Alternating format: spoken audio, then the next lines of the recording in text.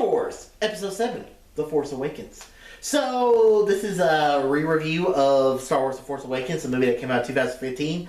For the last probably, I don't know, 10 months or so, before I get ready for work, I watch Star Wars. I just turn it on, and since I've been doing this series of rewatches, this is the first movie I've got to do a re-review on, so we're going to talk about Force Awakens. All right, now I'm on Force Awakens. I went back to Resistance, which I never watched Resistance, and I'll be talking about that soon. So Force Awakens is a movie set 30 years after the events of Star Wars Return of the Jedi.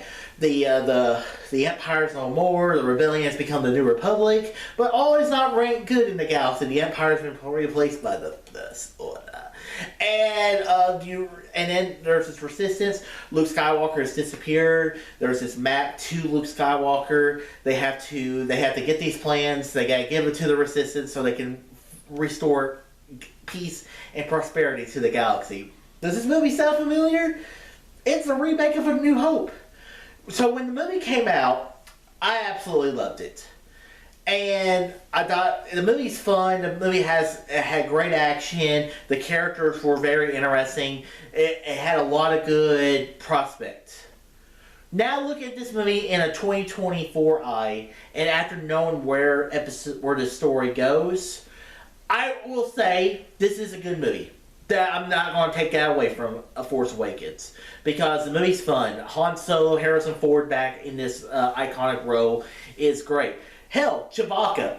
This might be the best Chewbacca Star Wars movie. If I had to rank it, I would say this is the #1 Chewbacca movie. And my main problems with this movie is all the setup we did with Rey. It's like, who's Rey? Who's her parents? I just don't feel like we ever get resolution for that, and we really don't. The character that I still love watching it, and still a character I've always liked seeing, is Finn. Because Finn was a new element to this movie. He's a stormtrooper that no longer wants to be a stormtrooper. We haven't seen that in a Star Wars movie, and I really wish we could have focused a little more on that in the later movies. Let's just not talk about that, because you know what? The movie's fun.